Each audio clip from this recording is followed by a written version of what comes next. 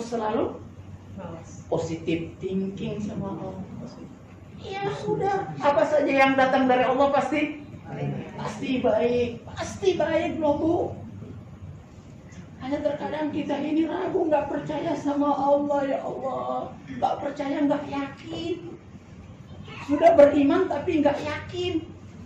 Hanya di sana aja syahadat kita, hanya di sana aja keimanan kita. Asyhadu an la, tapi di hati nggak pernah bersyahadat. Syahadat artinya apa? Syahadat, ya Allah, aku saksikan bahwa Kau itu betul-betul Tuhanku. Itu saja cukup.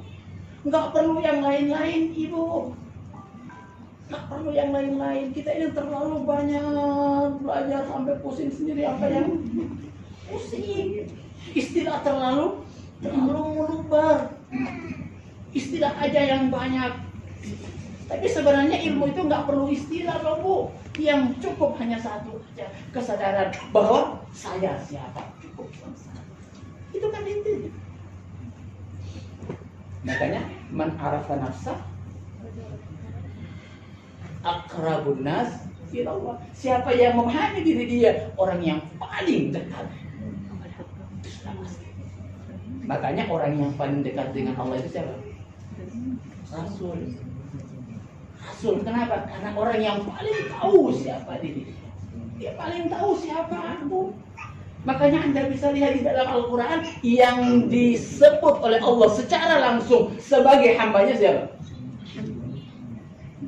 Yang dipanggil loh, Subhanalladzi asra bi'abdi. Dipanggil oleh Allah sebagai seorang hamba, bukan dipanggil Muhammad, bukan dipanggil seorang nabi, tapi dipanggil oleh Allah dengan status aslinya, hambaku. Itu dipanggil. Makanya yang paling kita rindukan itu kalau kita bilang ya Rabbi, pada saat kita berzikir Ibu, ya Rabbi, ya Rabbi, ya Rabbi, kita panggil ya Allah, ya Allah, ya Allah. Isma' dengar, Isma' dengar. Dalam hadis dikatakan Isma' dengar loh Bu, ya Rabbi, kalau kau panggil Tuhanmu, maka Allah pasti akan menjawab panggilan. Dan tiada yang paling dirindukan oleh seorang hamba kecuali pada saat dia mendengar kata-kata ya Abdi, ya Abdi. Satu panggilan yang sangat menyejukkan dan mengasyikkan ketika sang pemilik memanggil yang dimilikinya dengan panggilan yang paling. Tidak semua orang yang beribadah kemudian diangkat di hamba. Jadi derajat kita yang paling terhormat itu adalah derajat hamba. Kalau sudah dipanggil oleh Allah sebagai seorang hamba, sudah diakui, selesai Bu, selesai. Kalau kau sudah dipanggil oleh Allah sebagai seorang hamba, ini yang selalu dinanti-nantikan oleh para kekasih-kekasih Allah. Ketika mereka berzikir, ya Abdi, ya Allah, ya Allah, ya Allah. Mereka ingin mendengar, mereka berada dalam kesunyian. Kenapa mereka bersunyi? Kenapa mereka berkhalwat? Karena mereka ingin mendengar. Apakah betul-betul Allah menerima kita?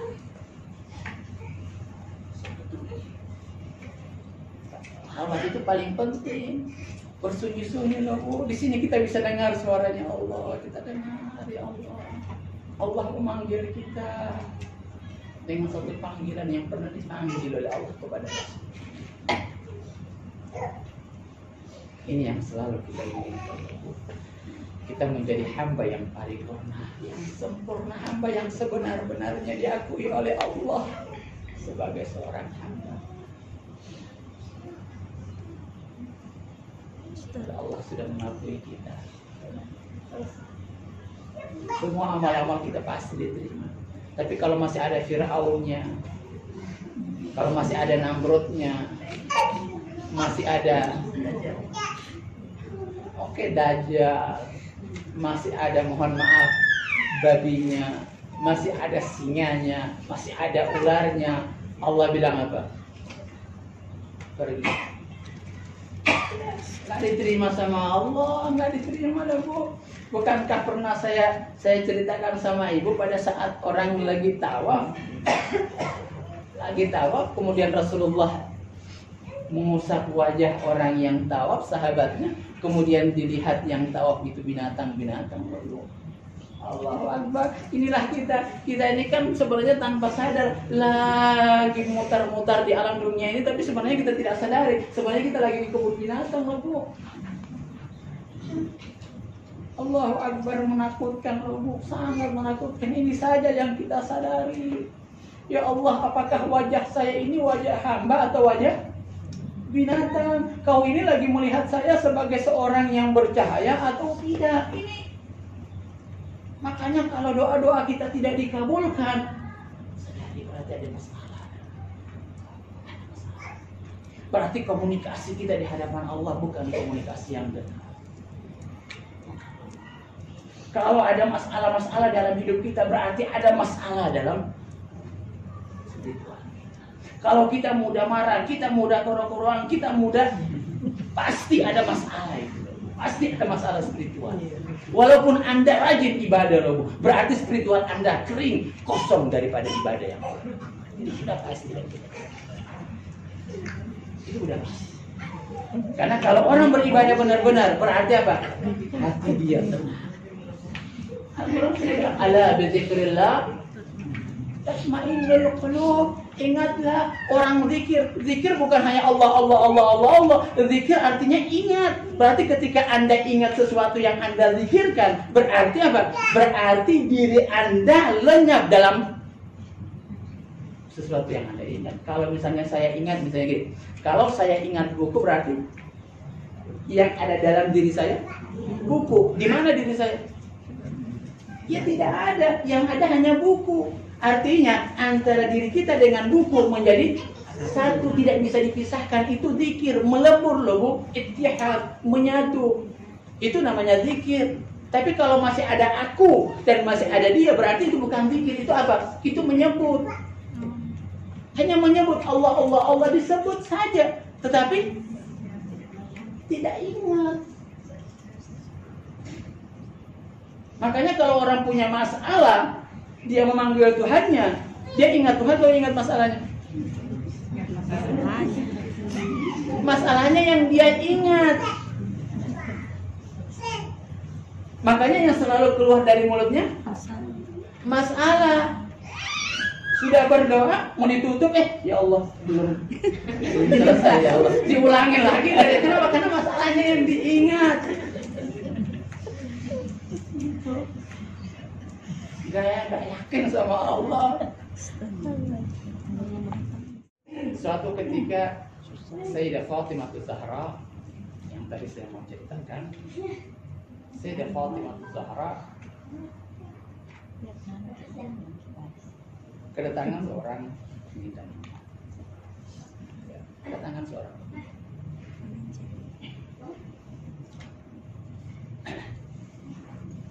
Pada saat itu waktu mau berbuka puasa.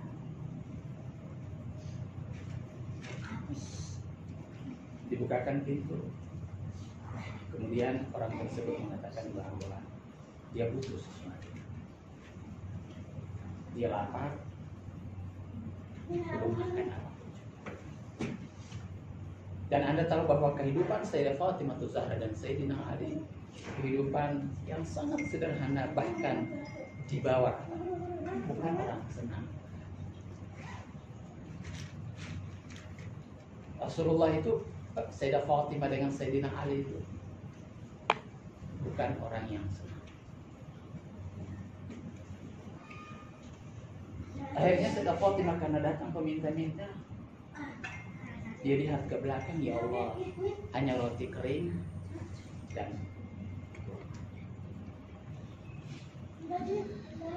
dia bilang sama peminta-minta, saya nggak punya apa-apa selain roti. Silahkan. Ya, boleh diambil rotinya, yang disisakan. Pada saat mau buka puasa, yang mereka miliki tinggal kurma dan air.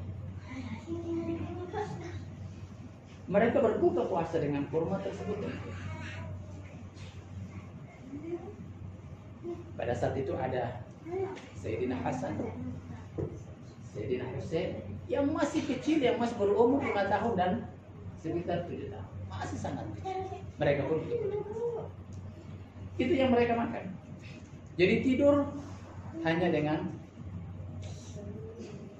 kurma dan air. Besoknya mereka puasa lagi karena puasa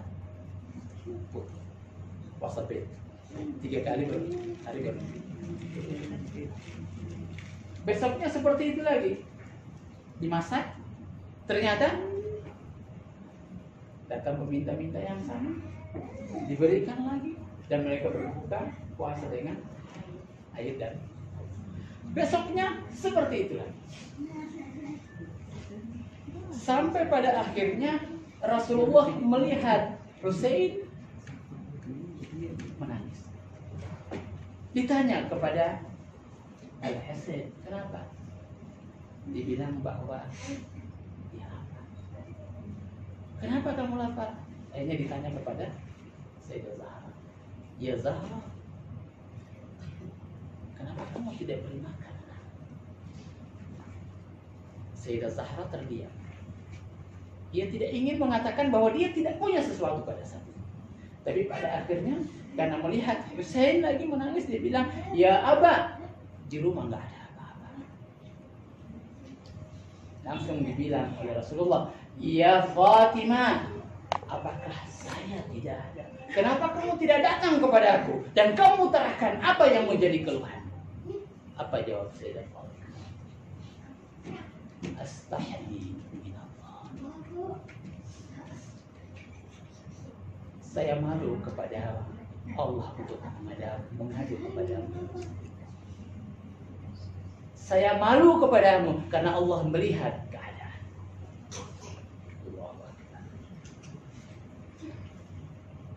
Akhirnya datang wahyu mengatakan, wahai Muhammad, yang datang 3 kali berturut-turut tersebut adalah utusanku, malaikatku, untuk menguji derajatnya Sayyidah Fatimah. Apakah dia masih mengeluh kepada aku atau dia mengeluh kepada orang lain? Seandainya dia mengeluh kepada orang lain, maka derajatnya aku turunkan dari kekasih. Itu derajat orang-orang yang menjadi pilihannya Tuhan tidak mudah. Makanya Rasulullah langsung digelari dengan apa? Dengan penghulu wanita surga. Penghulu wanita surga. Jadi nggak ada yang masuk surga sebelum Sayyidah Fatimah masuk surga. Hanya berumur berapa tahun? 19 tahun loh Bu, tapi derajat makamnya seperti itu. Banyak 19 tahun. Makanya nggak usah cari apa idola-idola yang lain-lain. Kalau mau cari idola, lihat Sayyidah Fatimah, lihat apa? Lihat istri-istri Nabi. Udah lihat itu aja. Ya Allah, bagaimana saya bisa seperti itu? Terus terang loh Bu, makamnya, keadaan spiritualnya seorang wanita itu sangat luar biasa, sangat luar biasa, sangat dekat dengan Allah. Kenapa? Karena Anda semua tidak lain adalah membawa emanasi rahmat. Sifat rahmannya Allah tidak lain adalah diwakili oleh wanita loh Bu. Yang mudah menangis siapa? Wanita. Dan Allah paling senang melihat orang menangis. Paling senang melihat orang menangis. Makanya kalau misalnya perempuan sudah tidak menangis, berarti sudah keluar dari fitrahnya. Fitrahnya yang menangis, tapi jangan menangis sama orang lain. Menangis aja di atas sajadah. Ya Allah, nangis, buang air mata kita di atas sajadah, mengeluh sama Allah. Ya Allah, saya disakiti. Ya Allah, teman saya mengkhianati saya, suami saya menyakiti saya. Tangisi, basahi sajadah kita. Jangan cari orang lain. Itu aja. Karena Allah gini loh Bu. Loh Bu, ingat, perempuan tidak dimiliki oleh siapapun juga selain Allah yang memiliki. Terus terang,